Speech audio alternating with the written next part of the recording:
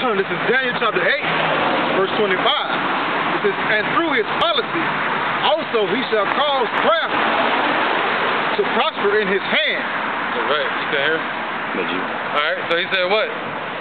Through policy, he caused craft to prosper in his hand. That's Esau, the so-called white man. Go ahead. Antiochus Epiphanes is who we're speaking of, their forefather. Go ahead.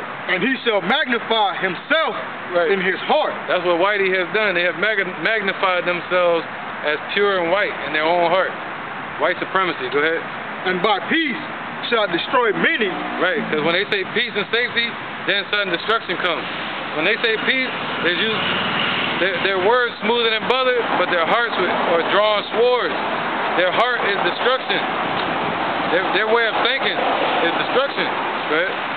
He shall also stand up against the prince of princes. Because they enlarge their desires as hell. So wherever they set their desires to, they bring their demonocracy and death, man. Esau. Right? But he shall be broken without hand. Right. This guy Antiochus, whom we just read about in, what was that, 2 Maccabees chapter 9? Was broken without hand. The Lord had him broken from the inside. Destroyed him. Had worms break through his flesh and eat him alive. You know, tapeworms, all kinds of fucking worms. Who knows? Yeah, worms with teeth and shit. That's crazy because if you think about it, that's how that worm Jacob is going to destroy this kingdom from the inside out. From the inside out. You know? We're going to be inside the belly of the beast. Inside the belly of the beast. Okay, listen. Verse 26, and the vision of the evening and the morning which was told is true. Right, this is true, and it happened, and it's going to happen again, man. This is true. And all we got to do is just be patient, man. All we got to do is keep our mind on the prophecies. When we run into doubters in your family, all we got to do is remind ourselves and read in his word. Don't sit and dwell and think on your own mind and lead yourself by your own understanding. But what you do is you read the Lord's words. You know, and you watch the prophecies to keep your mind in that spirit, or you watch some brothers. Alright, go ahead, brother. Wherefore, shut thou up the vision, for it shall be for many days. Right, and that was for many days, that was it? Alright, so he told Daniel to hide the prophecies, don't let nobody else understand it. Until today, when we read it today, now we read it as understanding that Antiochus was part of that mystery of iniquity. See that? So now they're being revealed who they are.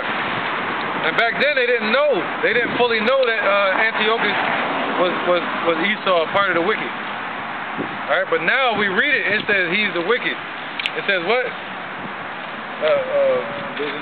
Shut up, folks. Many days. Then keep on. 27. And I, Daniel, fainted and was sick certain days. Yep, but he was sick in the head, man. Meaning, back then it was like watching a movie in your mind, a head movie, right? And it was stressed him out. It was too much. He said that's heavy. Yo, that's heavy. That's a heavy thought, man. Go ahead. Afterwards, I rose up and did the king's business, and I was astonished at the vision, but none understood it. Right. So the Lord made it so nobody understands it. That's why he said what? Shut up the vision. It's yet for an appointed time. So nobody can understand it until this day. Go ahead, brother. But Daniel understood it, and he sat there and meditated on it. Just like us today, we're in that spirit of Daniel. Alright? Meaning these people can't understand it, but we meditate on it every day. You know? This is the book of Habakkuk, chapter 2, verse 2. And the Lord answered me and said, write the vision and make it plain upon tables, that he may run that readeth it. For the vision is yet for an appointed time, but at the end it shall speak and not lie. Though it tarry, wait for it, because it will surely come. It will not tarry. Right. So what? He said, it shall not lie, man. But at the end it shall speak and not lie.